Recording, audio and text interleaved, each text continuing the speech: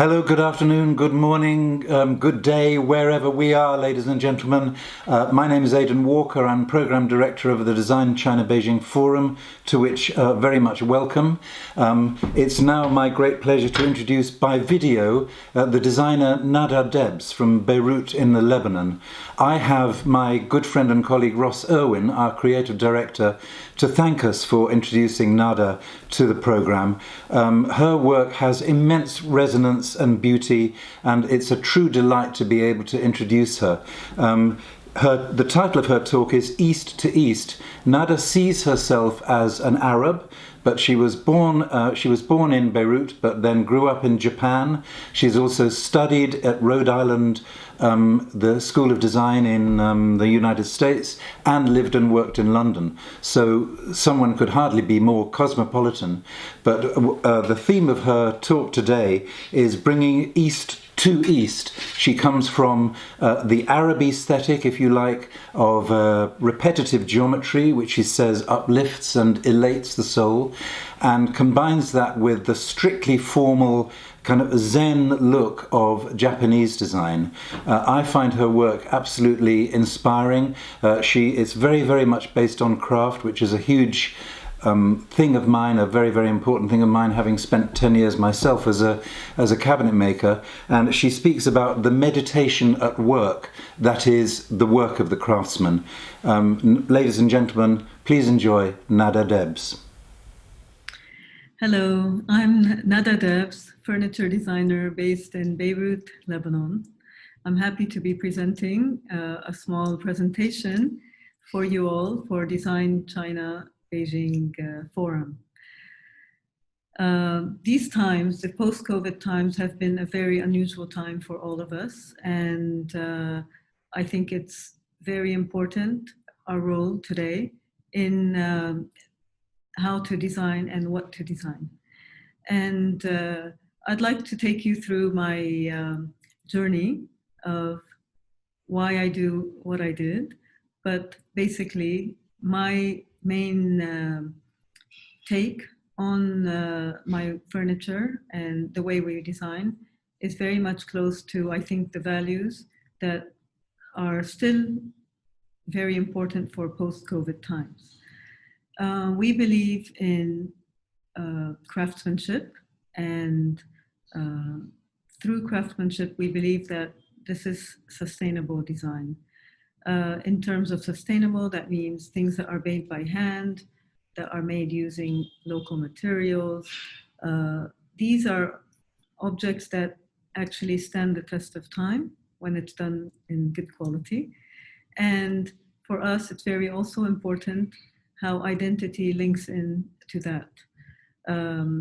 You will see in my story, which I would like to share with you later today, the fact that we believe that identity is a big part of design and what we do and in craft. And it's especially important post-COVID because we cannot travel so much, and the actual fact of globalization is actually reversed, and now it's more internalization. So I think that that's a very interesting aspect to post-COVID. We believe in what we say, local is the new global. The other aspect of what we do, I think, is really the actual act of meditation when you're doing craft and working with your hands. And I think that that creates a much more peaceful world. And I guess maybe I'm ready to start the presentation. The presentation is really about how I started. I grew up in Japan most of my life, and I moved to Beirut, Lebanon 20 years ago, and it has been a journey for me. And it's all about how I have translated my upbringing and cultural identities that I grew up in into furniture and design. I hope that you enjoy the presentation. So here we are. The title of the presentation is Cultural Influences on Design, a journey from East and East.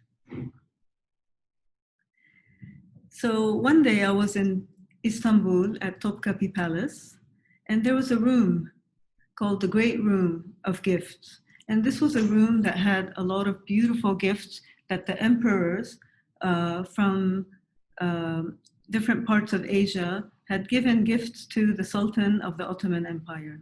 And if you notice all the pieces that were there, they were all exquisite works of art created by hand. And it was probably, the best of from the different countries and the nations and empires.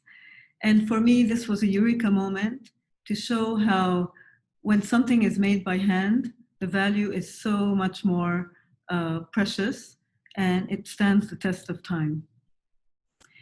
The fact that I went to that room also reminded me of how my family went to Japan from Greater Syria and Damascus all the way to Kobe, Japan, through Shanghai. And this was the Silk Route, which my family took to arrive to Japan in 1917. And what happens in the Silk Route is an exchange of ideas and an exchange of know-how. Like, for example, silk going to Venice, or ceramics or glass going to Turkey or Bohemia. And my journey is really about my personal Silk Route. It's how I came back to my roots through a different way, where I grew up in Kobe, Japan. I studied in Providence, Rhode Island in the States, and moved to London, UK, Europe, and then came back to Lebanon in the year 2000. So this is my late father, who went to Japan in the 50s. So he was a second generation from my family that lived in Japan. And he came back to Beirut 10 years after he was in Japan, got married, and I was born. Immediately, he took us back to Japan. And when you look at Japanese design, you can see that their way of beauty is the way they look at God. And the way they look at God is by meditating, removing, paring down things to its essence. So you can see in the actual work that everything is very pure and there's no additional details except for function. And this beauty of and elegance of the work defines as Japanese aesthetics today. And here you'll see me as a little child, and you can tell that everybody around me is Japanese. I, had big eyes, long eyelashes, thick eyebrows, and it was something of a phenomenon for the Japanese people. It was very natural for me to eat with chopsticks. And here I stood out like a sore thumb. And this actually made me yearn to belong. I didn't really have anybody that I could relate to as an Arab and as a Muslim in Japan. So there was this search for belonging. And I think that today I'm in Lebanon because of this reason. So I studied in the USA at the Rhode Island School of Design. It's a very prestigious university where I really appreciated the way they taught us to think conceptually. But when we were in the States, I was very aware of the fact that America is a new country.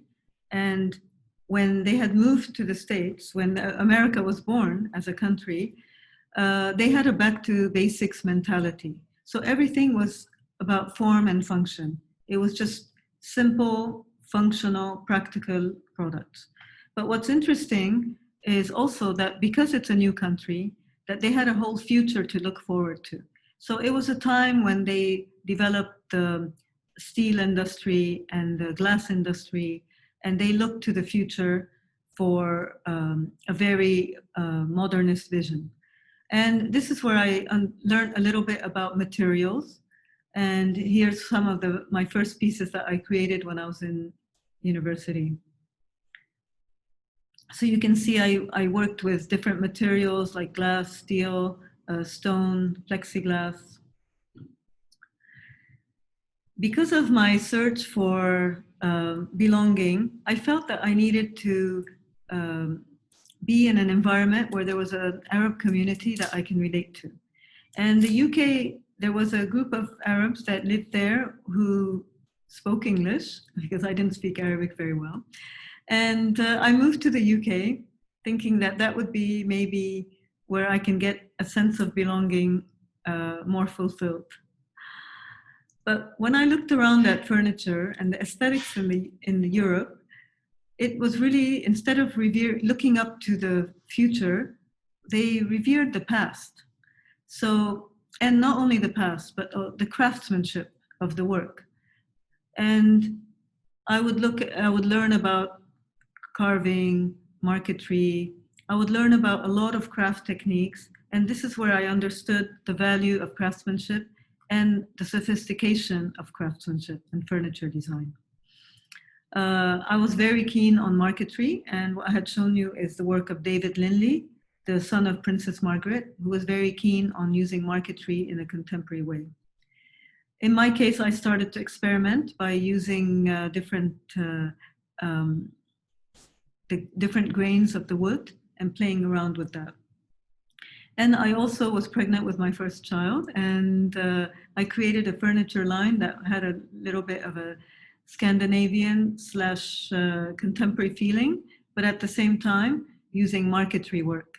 So this is marquetry on the left, the traditional marquetry, but on the right, what I did is I applied the marquetry technique, but using much more contemporary colors and dyed veneers. So the workmanship is the same, but it's just a bit more contemporary. And I became known for doing children's rooms at the beginning when I was in London. And that got me a project with the royal family in Jordan to design some rooms for the Prince of Jordan. And this is all done in marquetry. So my sense of belonging brought me to Lebanon in the year 2000. It was a time when it was just after the Civil War, and there was a reconstruction effort. So what you see on the right is the war zone. On the left is when all the cafes and restaurants started to open. And one of the first pieces I made is this floating stool. And what I liked about creating this very simple transparent stool is the fact that when you put Japanese embroidery or an English brocade or Indian patchwork fabric, or even printed photographs, or even commissioning artists to create this, these floating stools became kind of like an adaptable piece that can go into different people's homes. And for me, it was very important, growing up with different nationalities and different people of different backgrounds, that I could make furniture that's adaptable to different people at the same time. And if you look at some of my pieces that I started to design in Lebanon, they were actually very simple, pure pieces that you can see could have probably been designed by a Japanese person, because very minimalist, very functional, but pure, not decorative in any way. And it had, I think, to me, it feels very much coming from Japan, a Japanese aesthetics. This is the pebble table, which is quite popular around the world. This is at India Mahdavi's home. This is in the Webster boutique in New York City in Soho. And these are some of the interiors in the States. People have commissioned me to make the table. So while I was here in Beirut, someone asked me to design a Lebanese restaurant in London. And I wanted to know, like, wait, what is Lebanese? And I asked around, and they told me I need to visit Damascus, because that is where most of the Middle Eastern furniture originates from. And that is because Damascus became a center for designing furniture, making furniture for the Ottoman Empire. And when I went to Damascus, I noticed that it is all this beautiful inlay craft work, but it was very overly ornamental. And when you really look at the workmanship, it is so beautiful. But I really felt that this is something that you cannot live with today. We needed something that was much more contemporary, that can adapt to today's world. So I went to see, and it was very hard to find good workmanship and good craft people. And we often walked through very small alleyways in the old streets of Damascus. And we walked into this small, tiny door that you would never think there's anything behind it. And it turns out there's a whole workshop behind these small doors.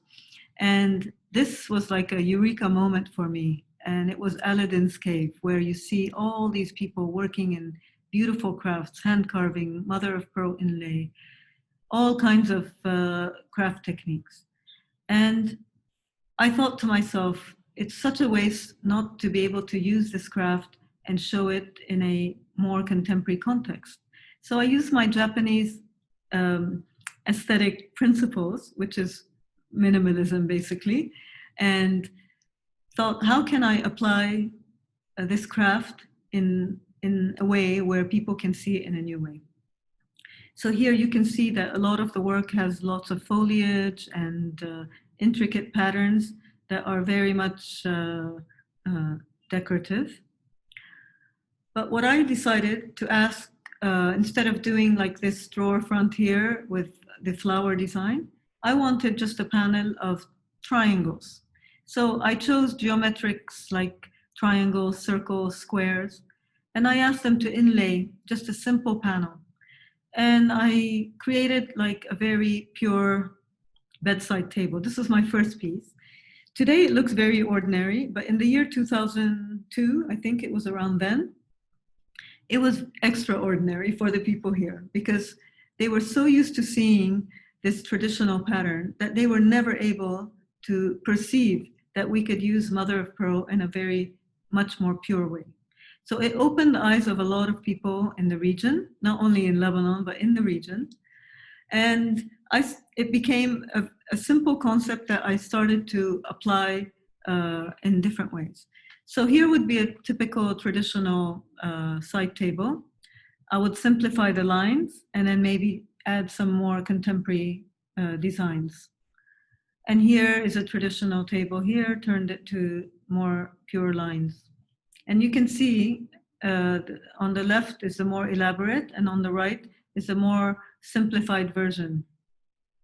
These are just decorative elements that I made into functional elements. And this is also influences from Japan. So you have the kaidan tansu, which is the steps in the small Japanese homes that are also multifunctional as cabinets. And I made a bar. Screens were very important in Japan, and I created a screen using the special msharabiye turned plexi technique. Calligraphy is very important. So you can see also similarities between the cultures. Foliage and hand carving. Even this traditional parquetry craft, you can see, and there's a small village in Japan that creates it, and we also have it in Damascus. So I applied it in a more modern way. And I realized that I've created a new identity, and that is really a mix of the two Easts, Middle East and the design thinking of the Far East, Japan. So my concept was called East and East. And in addition to that, I was curious to see what else is in the region. So I looked around at the architecture and you see a lot of geometric patterns. And I wanted to understand where these geometric patterns came from. Basically, the patterns come from a circle, and the circle is divided into equilateral points. And when you connect them, you create geometry. And when you connect the actual circles together, you get all these geometric patterns. And so I decided that I will apply those geometric patterns with craft onto the furniture. And you'll see that I've created a much more contemporary line of furniture. So the forms are very simple, and the intricacy comes in the repetitive geometric patterns that's very close to the identity of this part of the world. So you'll see here the different applications of the mother of pearl inlay. And this is done by specialized craftsmen. And of course, it took a lot of time to get them to make these pieces, to understand the concept behind it, and not to understand that the simplicity of it is just as beautiful as the complexity of it. I did some shows in London and Paris and New York, and was covered in a lot of magazines. And this is where I got, and even Columbia Pictures contacted me. My floating stool is in the film by Will Smith called, I forgot the name now. But it was in Eva Mendez's house, and I got the attention of Middle Easterners, because here they didn't believe in their own craftsmanship, and there was a little bit of shame, not a bit of shame in having these traditional pieces in their house. They felt that it belonged more to their grandmothers than to put in their modern homes. So for me, what I created was something that they can put in their modern homes, and it reflects their identity. And so it was not fulfilling a functional design purpose. Of course, I was making tables, chairs, things that are functional, but it was also fulfilling the identity issue. And that reflected the identity issue that I had. And I felt I found myself here through my work, and I understood that we don't have to be the old traditional Arab way. We can be modern, and we can be, we can have a new identity by even bringing together the different cultures that, we're exposed to. And I think this is the case worldwide. Everybody has some form of duality in them. And I think it's very important, or at least in my case, that we apply the duality in the pieces. So this is here our boutique in Beirut, which unfortunately has been completely damaged because of the Beirut blast that happened 1 month ago. We're hoping to maybe make this into a little memorial, because everything is completely shattered and destroyed. And this is our studio upstairs that was also completely destroyed, and we're fixing it as well. And this is where we receive people, we show our samples, we customize designs. And this is our sample room where we show our clients different samples, and we make, we work on new craft techniques that the craftsmen can work on and they're challenged with. So these are some of the crafts. Mother of pearl inlay is very much something that we do in our part of the world. But I've applied it in a way that's a little bit more contemporary. Here are different shades of colors of mother of pearl. So we created a degradation effect. And this is like a table where we just called it the bling bling table, because it's all full of mother of pearl, Middle East bling bling. And this is the craft of tin inlay. So this is a way we chisel the wood and we put tin, and it makes this beautiful metallic lines. And these lines are actually, they don't rust, so it's tin. So they can be placed anywhere and they last forever. And in this way, we always try to apply it in difficult ways, like creating geometric patterns around round edges is not so easy. This is just the concept that everything in life has geometry to it. And to me, I use geometry because it's a universal language that can reach anybody. Everybody understands geometry. We don't have to explain it verbally. People can feel it. And the repetitive patterns that are infinite elates us in a way. So here are some accessories. And then I decided I will work with resin. So we got the same craftsman who does the inlay work to actually apply it on resin. So here you see that the mother of pearl patterns are sandwiched between resin and plexiglass. So it creates a contemporary feel. And these are called the Arabian Nights mirror. It's a restaurant here, Lisa restaurant in Paris. It's a Lebanese restaurant. If you haven't visited, it's a beautiful place. We've created the screens here in the entrance because it creates a beautiful shadow and light. And instead of mother of pearl, we decided to apply brass inlay, and we created like a more vintage meets arabesque kind of look. These are the teta tables. Teta means grandmother, and grandmother because these are doilies that are actually works of our grandmothers that are preserved in resin. So we usually take it for granted, our little grandmothers' crochet work, etc. But here, when you actually set it in resin, then it becomes a piece of art, and you're preserving the love and the workmanship of our grandmas. This is the perforation technique. Of course, a lot of CNC machines can perforate wood, but we try to use the perforation in more complicated ways where it goes around curves and more difficult places so that we can continue the handcraft. The musharrabiya is a screen that is actually turned wood put together piece by piece. But instead of wood, we decided to use it in resin, or plexiglass. So it's very interesting here how you can take these, by just changing the colors of the squares, you create a pattern like this. Hand carving is another craft we love to use. And we use it here also in a more contemporary way. Here's the hand carving, also can be done by CNC machines, but we choose to do it by hand. It's more accurate, and also doing it on the sides, it's more difficult to do with machine, and this encourages the craftsman's work. There's always something special about you working with the hand, and you feel the person's energy is always, it's what we feel. It's like when you're cooking for someone you love, the food is really good. And here, when you feel the love of the craftsman, you know, I think that's what reaches out to people, not only the design. There's something ephemeral that we can't explain. And this is what I love about craft, and it's also what I love about repetitive geometry.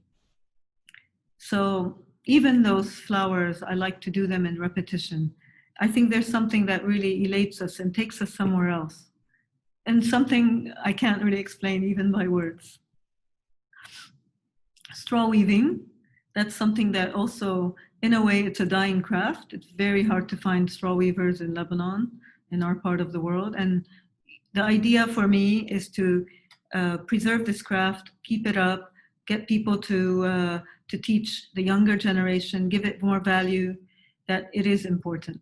And that's what I feel is my mission, and to teach the youth.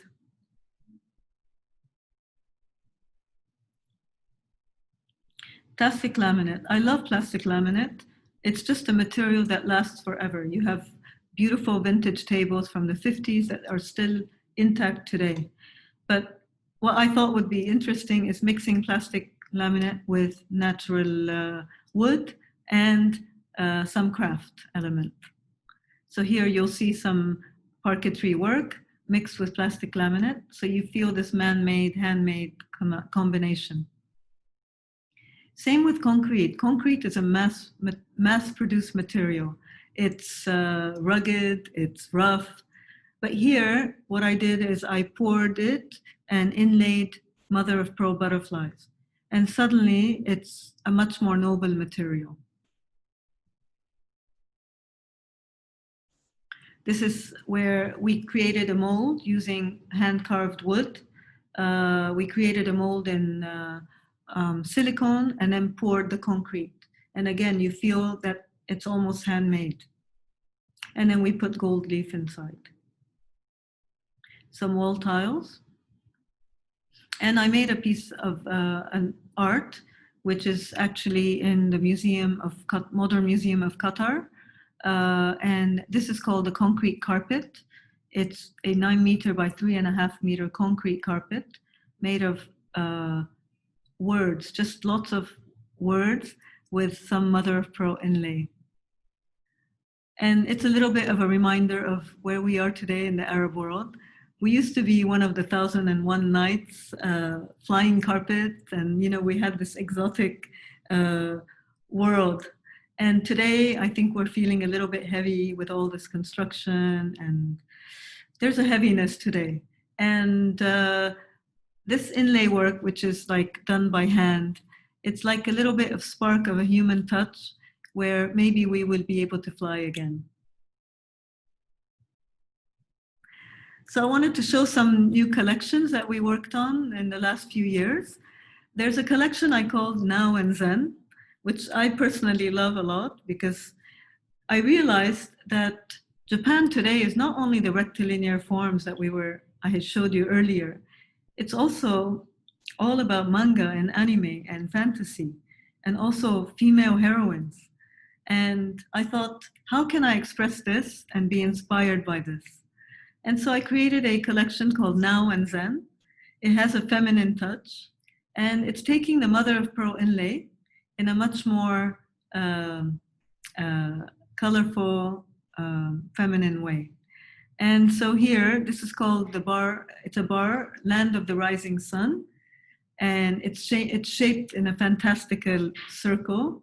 And here you can see the artist. He's staining the mother of pearl in a degradation fashion. So you can see how we've applied Japanese pattern, Middle Eastern pattern, hand carving, tin inlay, mother of pearl inlay, all in one as a mixture. This is the beanbag chair. And here we've used in Japan, people sit low. And I thought maybe it would be interesting to create a kind of form where it just contains the beanbag. This is the tatami tables, and basically I brought from Japan rolls of tatami, which are the seats that you sit on in Japan, and the straw weaving. And what I did is I framed them with parquetry work, and then created this degradation effect, like the way the kimonos were made. They dipped the kimono, the silk, in from dark to light. And then there's a concept which I created called funketry. And basically, when I looked at this backgammon, traditional backgammon game, and I was very curious about how these patterns were created.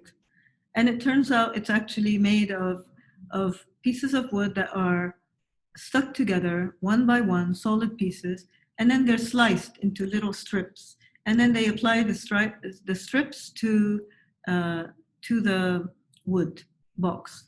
So I decided that instead of using just natural colors, I would use stained veneers. And here you'll see an array of different colors and patterns. And so I created this collection called the Funketry, because we took the parquetry technique and we made it fun and funky. And so here you see how we applied it in a zigzag, what we call pleated wood finish form. And you can see how we added the different patterns, and we mixed the patterns, the different patterns, to create an interesting effect. So here there are some traditional ones and some contemporary ones that we created. We mix them together.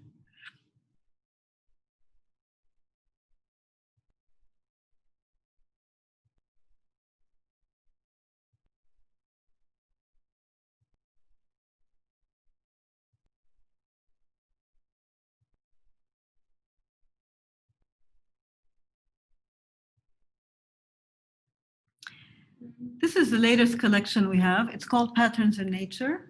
And it's a collection that I did with Salim Azam, a young designer, a fashion designer. And basically, he works with beautiful illustrations. And what I wanted is to use his illustrations using a new craft technique. So instead of the traditional marquetry, we decided to add the tin inlay that creates an outline for the marquetry technique. So you'll see that we use colored veneers, and we put tin inlay around it. And this creates a completely different effect. It has almost like the drawing pops out. So this is all marquetry work with the tin inlay inlaid above them. It's a set of tables, and we call them patterns in nature because you will see that wood has a pattern, and the way we applied the wood in this marquetry is a pattern.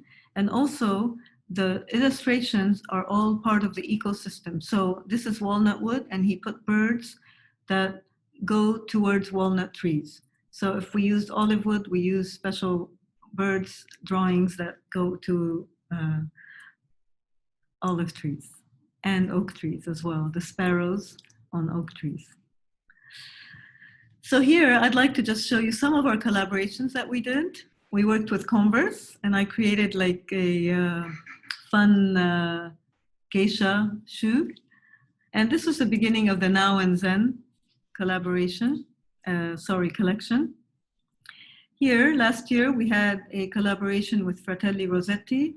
We designed the heels and produced the heels for their limited edition, because they also believe in the value of craftsmanship.